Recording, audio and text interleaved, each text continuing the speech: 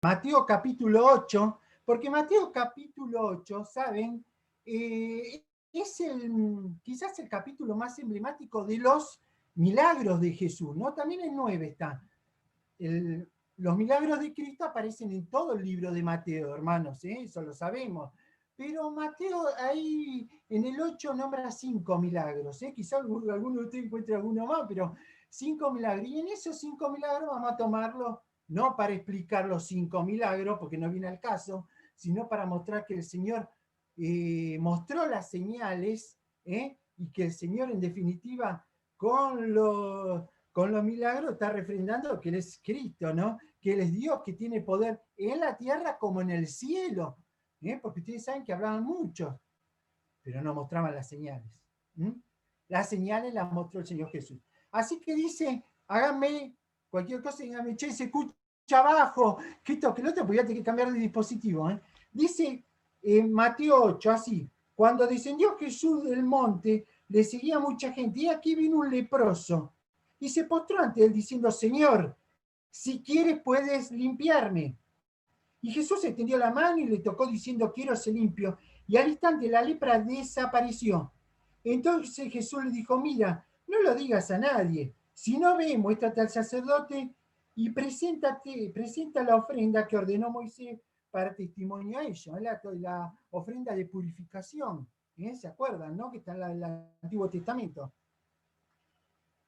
1, ahí encontramos un milagro. 2, entrando Jesús a Capernaum, vino a él un centurión rogándole y diciéndole, Señor, mi criado está postrado en casa, paralítico, gravemente atormentado. Y Jesús le dijo, yo iré y le sanaré. Y respondiendo el centurión dijo, Señor, no soy digno de que entre bajo mi techo, solamente di la palabra y mi criado sanará.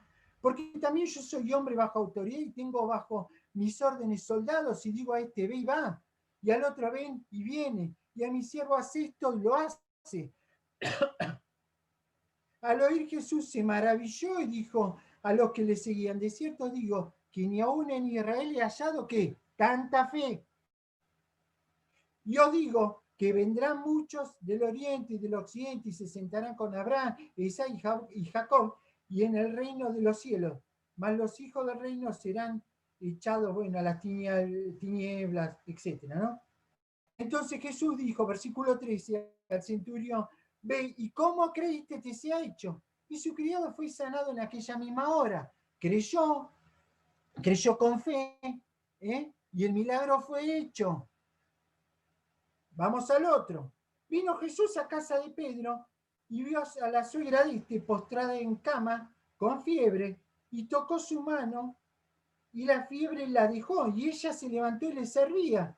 Y cuando llegó la noche trajeron a él muchos endemoniados al cuarto y con la palabra echó fuera a los demonios y sanó a todos los enfermos para que se cumpliese lo dicho por el profeta Isaías cuando dijo, él mismo tomó nuestras enfermedades y llevó nuestras dolencias. Vamos ahora al versículo 23.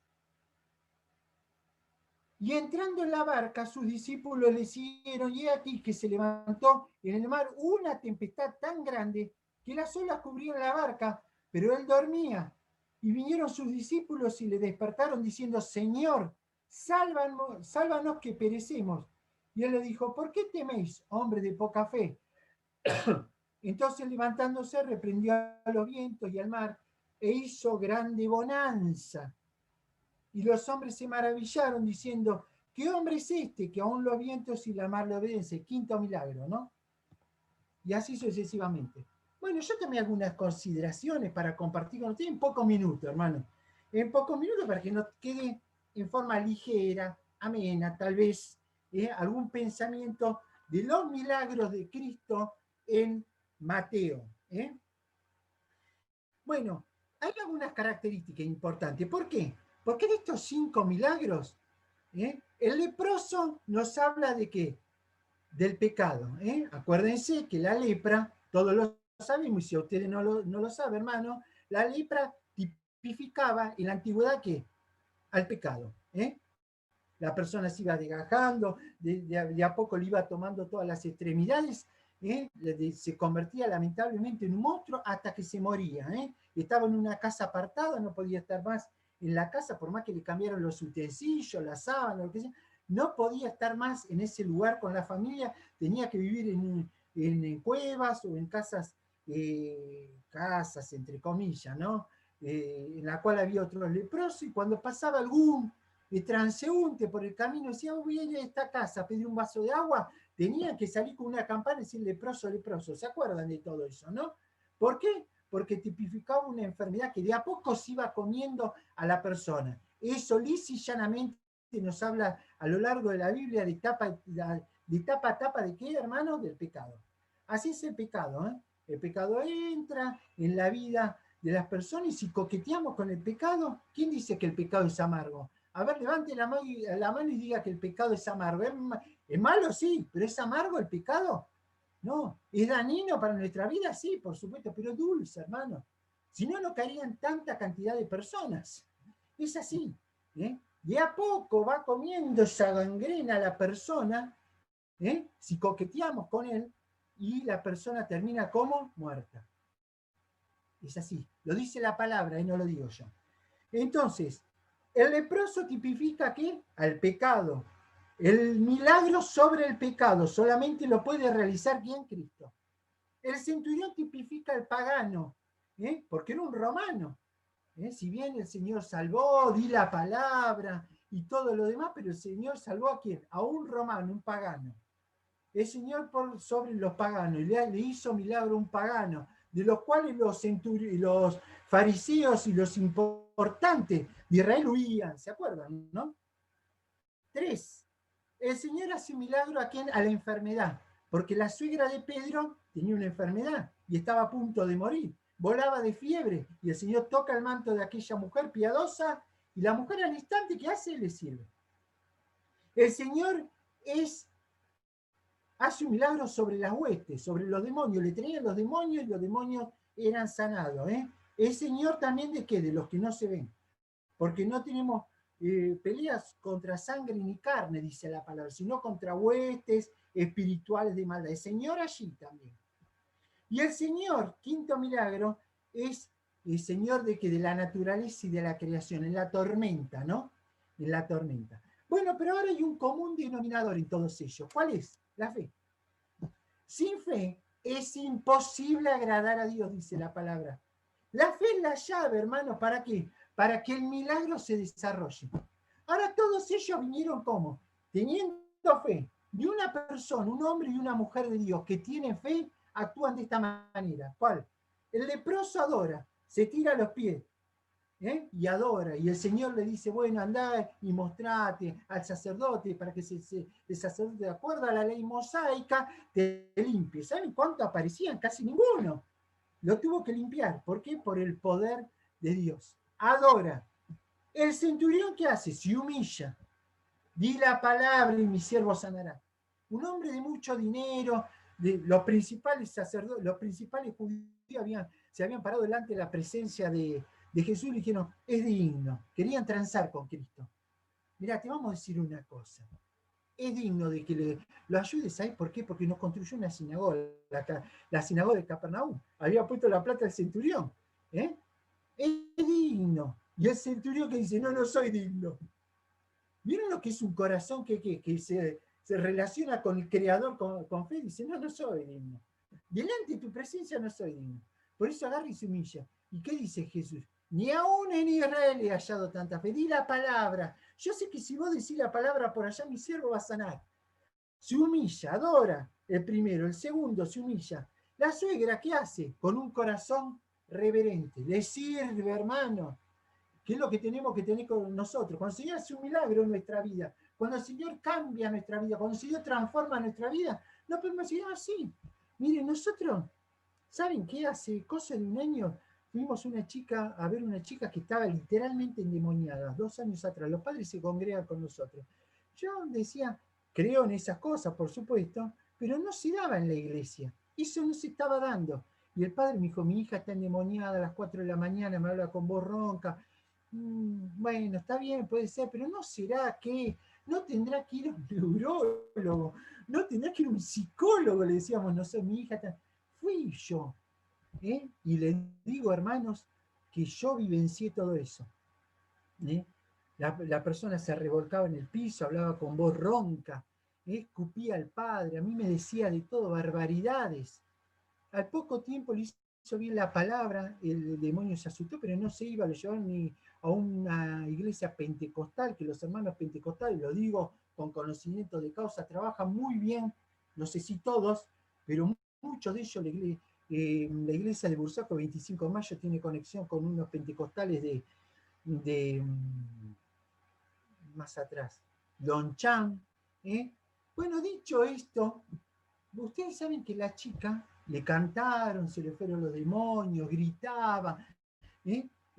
Después de esa exorcización que le hicieron y todo lo demás, trabaja en un kiosco y no se acercó nunca más a la iglesia. No se acercó nunca más a la iglesia.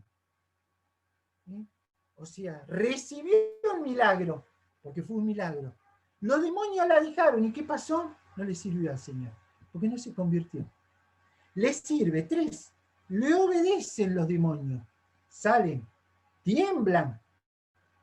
¿Qué tienes con nosotros, Jesús? Dice muchos pasajes. Lo reconocen más que muchos mundanos. No creen, más vale. Que le reconozcan no significa que crean, hermanos. Pero ¿qué pasa? Tiemblan y obedecen. Y la persona queda limpia. Y los discípulos acatan. Aunque el Señor le tiene que dar un tirón de oreja, porque les dice hombre de poca fe, acatan. Todos tienen ese común denominador. Cuando hay fe, ¿hay qué? Ay, Señor, vení a mi vida. Señor, te quiero servir. Señor, te quiero adorar. Para eso sirven los milagros.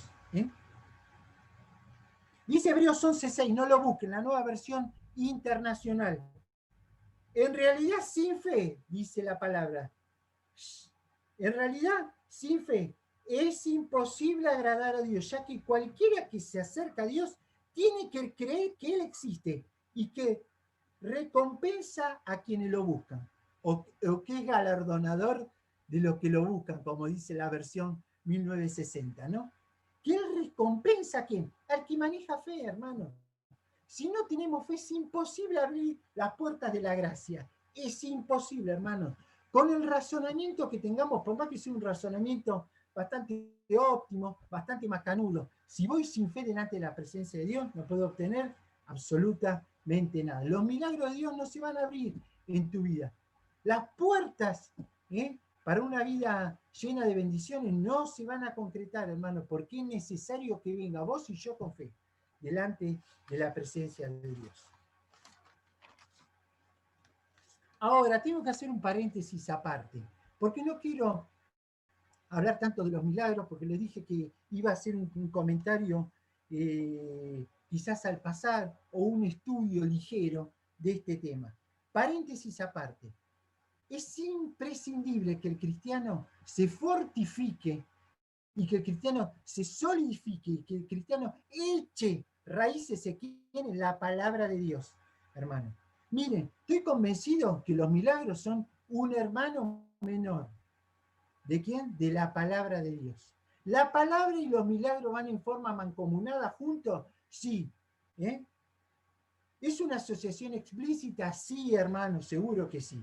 Pero para mí, para no ponerle un número, no es un 50 y 50. Es necesario que nosotros vayamos a predicar la palabra, porque estamos cansados de apretar un botón y de ir a medios de comunicación, principalmente en cable, programas de radio, programas en las redes, de que se invierte mucho dinero. ¿Para qué? Para campañas que principalmente ponen la palabra, vení que Cristo te sana, vení que Cristo es el Cristo de los milagros. Hay un evangelio de ofertas. Y nosotros que tenemos que salvaguardar ¿qué? La bendita doctrina.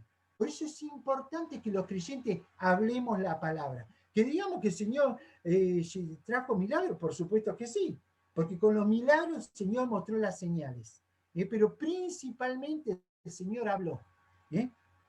Y dice Juan capítulo 7, versículo 45, no lo lean, se los leo rápidamente, pero si lo quieren anotar, para leerlo después, Juan 7:45, los alguaciles respondieron, los alguaciles eran los que venían a aprender a Jesús. Cuando los fariseos le dijeron, anda a aprender a este que está hablando mucho, está parloteando mucho a los alrededores del templo, andé a prenderlo y traerlo. Los alguaciles respondieron, jamás hombre alguno ha hablado como este hombre. ¿Entendieron, hermanos? El Señor no le dijo, bueno, ahí vienen los alguaciles, lo voy a convertir en sapo, y perdónenme la expresión, al mejor estilo hollywoodense. No.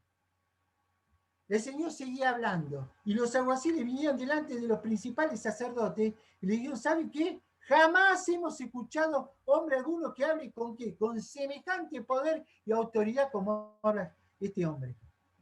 Dice Marcos 1, versículo 22, la Nueva Versión Internacional. La gente se asombraba de su enseñanza, porque la impartía como quien tiene autoridad, potestad, hermano. ¿Quién tiene? Y no como los maestros de la ley. ¿Qué eran los maestros de la ley? Uno biribiri. Hablaba mucho, tenía muy buena elocuencia, una muy buena verba, pero ¿saben qué? Era un discursito armado, para enriquecerse de la riqueza que le daba el oficio que llevaban adelante. No les interesaba nada las almas. Por eso la gente se quedaba asombrada, dice Marcos, ¿por qué? Porque él hablaba como quien tiene autoridad y no como quien, como los perdidos sacerdotes. Ese era nuestro Jesús, ese es nuestro Jesús, y nosotros no podemos ser menos que eso. Cuando hablamos la palabra no podemos ser, y bueno, che, si hablamos un poquito menos de la cruz de Cristo, si la sangre no la hablamos tanto, si no le decimos a la gente que se pierde, porque tratemos que de darle un mensaje más almibarado, más azucarado. No vaya a hacer cosas que se ofendan. De eso tenemos un montón de libritos dando vueltas y un montón de gurú, entre comillas. Nosotros tenemos que hablar la palabra. Y es el Señor que lo va a convencer de justicia y de juicio, como dice. La misma palabra, es el Señor. Nosotros tenemos que decir, con mejor forma, hablarle del amor de Dios, todo lo que nosotros sabemos, pero no tenemos que hablar de la cruz, de la sangre, de la palabra, del nombre, de que son rebeldes, que se pierden, porque esto es así. Jesús no era un hábil vendedor, hermanos. Y lo digo tal vez, no digo con conocimiento de causa, porque yo soy vendedor, quizás no lo soy un hábil vendedor, ¿no? Pero yo soy vendedor. No era un vendedor que agarraba, a ver qué puedo agarrar para mostrarle. Agarraba y decía, bueno, esta ven la lapicera esta, retráctil, está bastante, tiene una linda arquitectura, está muy copada, pero no tiene una punta de acero. Y dice que las que tienen una punta de metal escriben mejor, no sé, dicen, ¿no? ¿Qué hace un hábil vendedor? Che, no hablo de la punta de metal, ¿por qué? Y porque está de plástico. No miente, pero ¿qué dice? Algunos sí, ese no soy yo. Bueno, ¿qué dice el vendedor? Habla de que, mirá qué negra que es, qué anatómica que es retráctil, está buenísima, sale tal precio, pero no hablo de la punta de qué. No hablo de la punta porque este es mi lado flaco. Jesús no habla. Jesús no necesita ni de vos ni de mí. Nosotros necesitamos de él. Porque él habla como quien tiene autoridad, porque es el dueño del mundo, hermano. Y el dueño del mundo, ¿sabe qué? Te ama, nos ama, hermano. Pero si el tren pasa y yo digo, y voy a ver, tal vez, quizá, en una de esas, tomo este mensaje, el tren pasó. Porque el Señor no necesita de nosotros. Yo tenía un empleador, Pablo Barenboim, lo digo con nombre y apellido porque seguramente ninguno de ustedes lo conoce, es judío practicante, es muy macanudo, muy buen empleador, la verdad que muy buen empleador, pero en un viaje a Mar del Plata, íbamos con algunos vendedores porque teníamos que tomar unas reuniones de venta en el colegio de farmacéutico, no, de empleados de farmacia de hace muchos años, como 20 años atrás, de Mar del Plata. Él dijo esto: Pablo fue el gerente de marketing del cristianismo, y a mí me dio una daga en el corazón. ¿Por qué? Porque si no fuera por Pablo, dijo así, el mensaje no se hubiese propagado. ¿Saben lo que es un gerente de marketing, no? Porque fue uno de los que lo propagó fuera de dónde, fuera de los alcances de Israel. Esto lo dice también la Biblia, pero esto es una mentira falaz. ¿Eh? Porque el Espíritu lo instruyó, porque el mismo Señor estuvo con él. ¿Eh? Porque el Señor le abrió y le cerró puertas, porque tuvo un naufragio, leímos, en peligro de muerte, con los de su propia nación y los que no eran de su nación, perseguido. Pero ¿qué pasa? Él siguió predicando el Evangelio hasta que el Señor dijo, hasta que llega tu vida. ¿Eh? ¿Se entiende, hermanos, eso? ¿Eh? El Señor va a seguir llevando la palabra. Por eso es importante que cada uno de nosotros nos comprometamos a la palabra de Dios. Cierro paréntesis, para seguir un poco más, ya promediando unos pocos minutos más, hablando acerca de los milagros. Acuérdense, vuelvo a decirlo, los milagros, la hermana menor, ¿de quién? De la palabra. Nosotros nos tenemos que cimentar en la palabra, la que convierte al corazón es la palabra de Dios, la que entra como, ¿cómo se llama? Filo de dos. ¿Cómo? A ver, ayúdenme, vamos. ¿Cómo? Vamos, bueno. ¿Cómo? Espada de dos filos. Espada de dos filos. Algo muy sencillo que lo repetí tantas veces, ¿viste? Los años no vienen solos, ¿no? Así que, espada de dos filos es la palabra y no son los milagros. No son los milagros, hermano. Pero los milagros muestran que las señales. Hay 4 aspectos fundamentales de los milagros para ir terminando, que yo encontré, ¿eh? Puede haber muchísimo más, seguro que sí, hermano. Hay 4 aspectos fundamentales. Los milagros, al verlo, el Hijo de Dios, ¿saben qué? ¿Qué dice de Jesús? ¿Eh? Me dan más que para creer en Él, porque los mostró las señales. Número 1, me muestra que Él, o sea, que Cristo tiene autoridad en los cielos y en la tierra. Número 2, los milagros me confirman que Jesús es el Mesías. Número 3, me conducen a la adoración. Claro, cuando veo los milagros del Señor no tengo otra cosa más que ¿qué? Que adorarte. Qué grande que sos, Señor. Y número 4, los milagros me aseguran que los mismos no han cesado. ¿Están conmigo o no? ¿Han cesado los milagros? No, no han cesado. Los milagros de esa manera, de relatar a los muertos, todo, ¿sí? Eran dados a quien en ese momento el Señor le infirió todo ese poder a quién? A sus seguidores. Después dejaron de ser, pero ¿ha cesado? No, claro que no.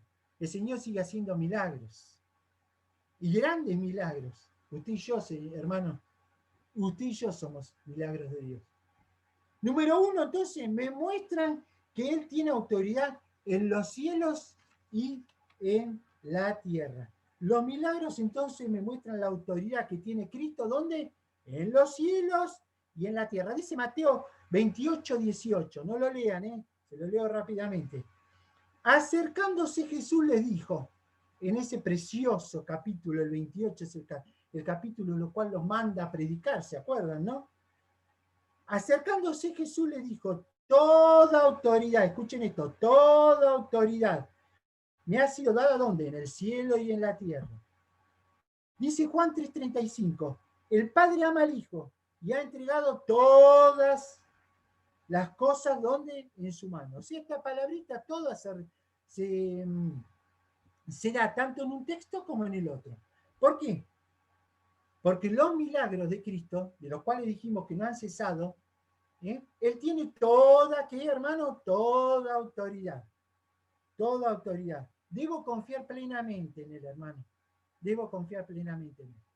En tiempos tan difíciles, en tiempos de pandemia, en tiempos donde apremia el trabajo, en tiempos donde se han perdido trabajos, en tiempos donde el trabajo es escaso, en tiempos donde el trabajo es bastante endeble, en tiempos donde los jóvenes a veces no encuentran la novia o donde la jovencita no encuentra el novio, en tiempos donde recibimos un sobre de la clínica y me dice el médico que necesito hacerme de nuevo el análisis o el estudio, que saque turno y que vaya de nuevo a la consulta, en tiempos en los cuales me he peleado quizá por la pandemia o por que tenía una relación media requebrajada con mi padre, con mi madre, con mi tío, con mi sobrino, etc. En tiempos, hermano, etcétera, etcétera. En tiempos dificilísimos donde cargamos mochilas, cargamos sinsabores en nuestra vida. ¿Sabe lo que tenemos que hacer, hermano? Confiar en Cristo, porque toda autoridad le es dada a Él. Y Él puede desarrollar y va a derramar el milagro en tu vida y en la mía. El Salmo 79 dice, Asaf, ayúdanos Dios de nuestra salvación. Y el Señor, ¿sabe qué hizo? Pues ayudó. Salmo 79, Asaf. Ayúdanos Dios, porque viene el enemigo, léalo en su casa. Porque esto, porque el otro, porque y la mano del Señor se atendía a ello. Si no nos ayuda Dios, hermanos, no nos ayuda absolutamente nadie. Así que aprendamos a confiar en Él. ¿Por qué? Número uno, porque los milagros nos hablan de que Él tiene autoridad en los cielos y en la tierra. Dice 1 Samuel 13:13, un texto o varios textos, muy dolorosos, muy tristes, porque Samuel le habla a Saúl en 1 Samuel 13:13 y le dice que a Saúl, lo que has hecho es una locura, no has guardado el mandamiento del Señor. ¿Se acuerdan lo que hizo Saúl, no? Como no venía Samuel, y él debía esperar en Samuel, porque era el sacerdote el que debía ofrecer delante de Dios para ganarle a los filisteos, dijo, a ver, tráigame todo lo que tenga, lo hago yo. Lo hago yo, no se preocupe, yo soy el rey. Sí, pero nosotros somos sacerdotes, no importa. Así hizo Usías, ¿se acuerdan? Le iba bien a Usías, el Señor lo prosperaba. Por todos lados lo prosperaba, pero un día dije, bueno, ¿qué pasa si me dedico a ser sumo sacerdote? ¿Y cómo termina la historia? Se le pega la lepra. Lo tiene que ocupar el lugar en el reinado su hijo. No lo mató el Señor, la lepra se le pegó por la desobediencia. Por eso, hermano, antes de dar un paso, antes de confiar en nuestro raciocinio, antes de confiar en nuestros pensamientos, en lo que nosotros proponemos de acá, de lo profundo, esperemos en el Señor. Confiemos en el Señor, que el Señor no nos va a dejar. ¿Por qué? Porque toda autoridad le es dada a Él. El Señor desechó de ahí en más a quién? A Saúl. A partir de ahí lo desechó. Y trajo un jovencito conforme a su corazón. ¿Quién era? David. Número 2, voy rápido. Los milagros confirman que Jesús es el Mesías, hermano, es el ungido, es el enviado. Porque antes de Jesús habló Bar Jesús, uno se llamaba Bar Jesús. Después habló otro, ya no sé si antes, después Judas, no sé cuánto. Pero ¿qué pasa? No mostraron nunca las señales, eran charlatanes. Y los siguió la gente, murieron. Los persiguió el Imperio Romano, lo mató todo, a filo de espada, los crucificó. Pero Gamaliel, ¿qué dijo? Ojo, le dijo al Sanedrín, porque si estos no vienen de Dios, quédense tranquilos, se van a dispersar solos. Se van a dispersar solos. Ahora, si vienen de Dios, ¿qué dijo? Gamaliel, ¿se acuerdan que profetizó? Nada podéis hacer. La iglesia está acá, hermano. Acá está la iglesia. Acá está la iglesia. Preciosa iglesia de Lanús. Acá está. 2000 años. Sigue pujante. La de Lomas de Zamora y todo. Uy, no lo vamos a ver más, capaz. Hace 7, 8 meses. Y ahora es el triunfo de Satanás. Nos cerró toda la vida. No. Seguimos estando. ¿Por qué? Porque el Señor prepondera, hermano. ¿Sabe quién prepondera? El Dios Todopoderoso. ¿Y cuántos se han sumado que no se sumaban antes a nuestra reunión? ¿Cuántos se han convertido nuevos? Ojalá que vuelvan a la presencialidad también con nosotros, ¿no? Los sintamos a eso, a todos. Pero la iglesia sigue vivita y coleando, como decía mi abuela. ¿Por qué? Por el poder de Dios, ni de vos ni mío, hermano, por el poder de Dios. Confirma que Jesús es el Mesías. ¿Saben por qué voy rápido? Isaías 9:6 no lo voy a leer. Isaías 9:6, que habló 740 años antes de Cristo, dice que este hombre hebreo iba a ser de la tribu de Judá, Jesús. ¿Y dónde está su correlato? En Lucas 3:30. Si ustedes leen Lucas 3:30, dice que iba a venir, ¿dónde? De la tribu de Judá. 740 años antes. ¿No es un milagro eso? Claro que sí, hermano. Miqueas 5:2, 750 años antes de Cristo, que iban a nacer en Belén. ¿Dónde está su correlato, hermano? En Lucas 2, de 4 al 7, que le iban a nacer en Belén. Léanlo en su casa. Isaías 7, 14, que iba a nacer de una virgen. ¿Dónde está su correlato? Lucas 1, 26 y 27. ¿Casualidad o causalidad? ¿Es casualidad, hermano? Como a veces el mundo cree que no, las cosas las traemos, hacemos un pucherito y le predicamos. No, no, claro que no. Esto está todo refrendado por los profetas. Le habló el Señor 700, 1000. Génesis 14, Salmo 110, Génesis se escribió 1450 años antes de Cristo. Salmo según Asaf, según David, no sé, 1000 años aproximadamente. Un sacerdote según el orden de Melquisedec, hablan Génesis 14 y Salmo 110. ¿Dónde está su correlato? En Hebreos 6, 20, hasta el 7.2. Isaías 53, un hombre que sufre, el hombre sufriente, ¿no?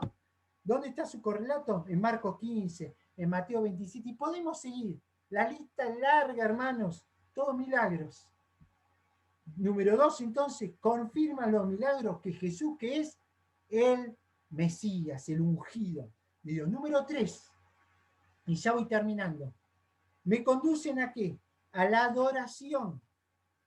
¿Me conducen a qué? A la adoración, los milagros, porque yo veo lo que hizo el Señor Jesús y no me queda otra que decirle, Señor y Dios mío, como Tomás, ¿no? Porque somos un poco Tomás, ¿no? Si no veo los clavos, no veo los agujeros, no sé si voy a creer. ¿Dónde estaba Tomás?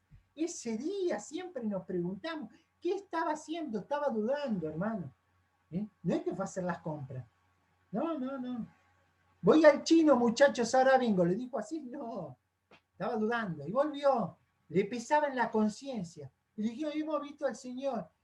Era lo que él quería escuchar, sí, pero si no veo los clavos.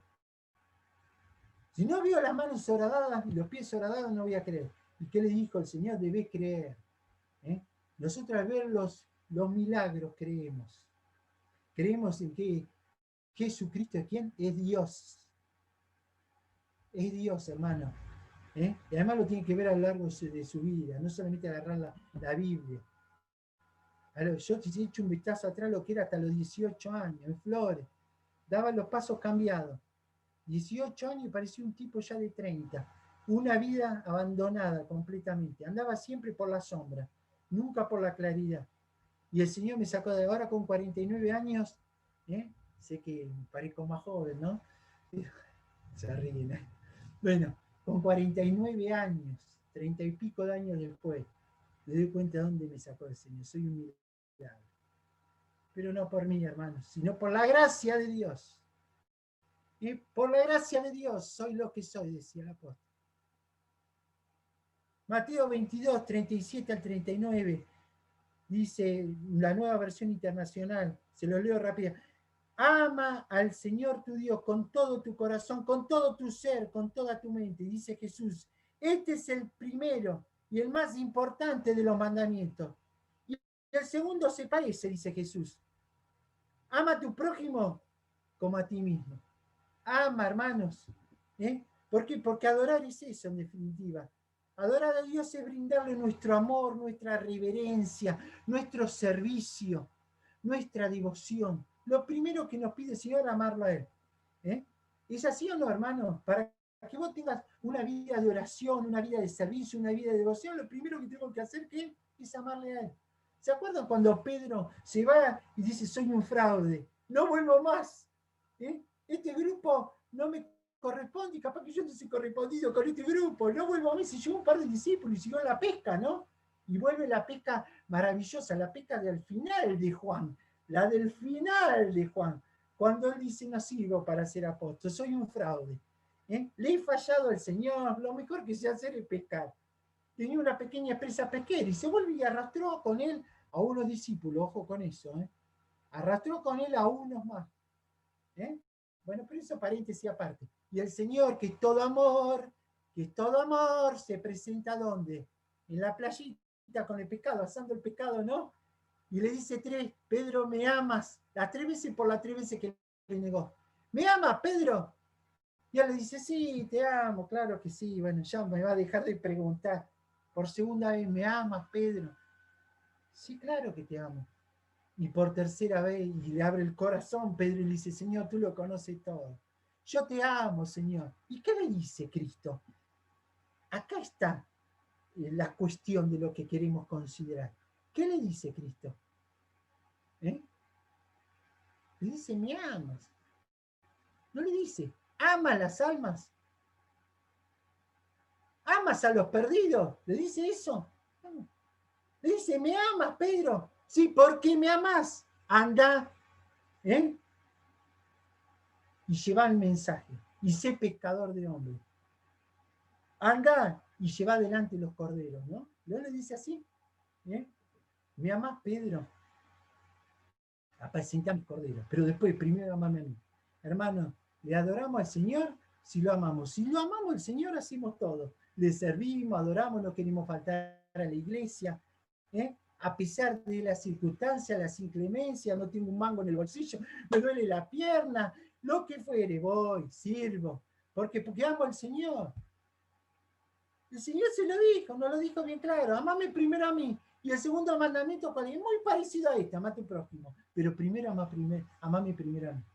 Y el último y cuarto, y ya terminé, me aseguran los milagros que los mismos no han cesado. No han cesado. ¿Por qué no han cesado? Bueno, porque los milagros fueron dados por el Señor los transfiere a sus apóstoles. Los apóstoles llevan adelante los milagros que ya conocemos. Y ahora el brazo poderoso del Señor sigue adelante. Sigue adelante. ¿Cómo siguen los milagros? El otro día escuchaba hace un tiempo a Jesús Adrián Romero, que dice, hace unos cuantos años nosotros no éramos creyentes. Y un muchacho golpeó la puerta de mi casa. Y balbuceando, no sabía hablar mucho, pero nos entregó un folleto. Me dijo, Cristo te ama, Cristo los ama, y se fue. Se fue el muchacho. Diciendo 2 o 3 palabritas nada más. Mi madre era piel y hueso. Se estaba consumiendo por una enfermedad terminal. Y vino el poder de Dios a su vida.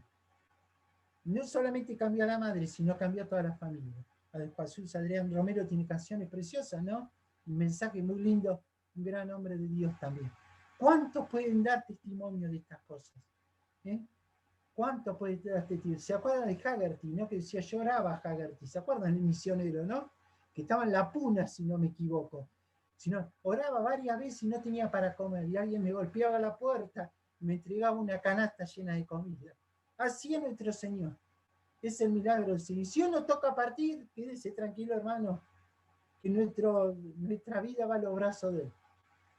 Porque si no, usted diría, bueno, este está hablando de evangelio de oferta. Quiero frotar la lamparita y que me cubre Dios ya automáticamente la enfermedad que tengo, del trabajo que me está faltando. Quédese tranquilo, que el Señor tiene cuidado de cada uno de nosotros. Me asegura que los milagros no han cesado. Y recordar, hermanos, que usted y yo somos un milagro importante. Lo que decíamos al principio. Vamos a ir a un lugar donde la luz está encendida por el mismo Señor, donde vamos a estar delante de la presencia de Él, donde no va a existir más todas estas porquerías que vivimos, todo este pecado, todas estas injusticias. ¿Usted lo pensaba? Yo cuando tenía 18 años no, pensé que era una subsistencia. Pero soy un rey, un sacerdote, un príncipe, sin haber hecho absolutamente nada. No tengo un título nobiliario, no tengo sangre azul que me corre por la vena, no tengo plata para comprar como se compraba en el medioevo, ¿no? Se compraba el título nobiliario, los primeros burgueses decían, ¿cuánto vale? Tengo plata, pero necesito un título nobiliario porque quiero ir por la feria, por el mercadillo, diciendo, además de ser burgués y tener dinero, tengo un título nobiliario. No, todo por gracia, hermanos. Todo por gracia. Usted y yo no hicimos absolutamente nada. Que el Señor los bendiga. Gracias por la invitación. Sigo orando por ustedes. Que el Señor acreciente esa preciosa iglesia de Lanús. Bendiciones.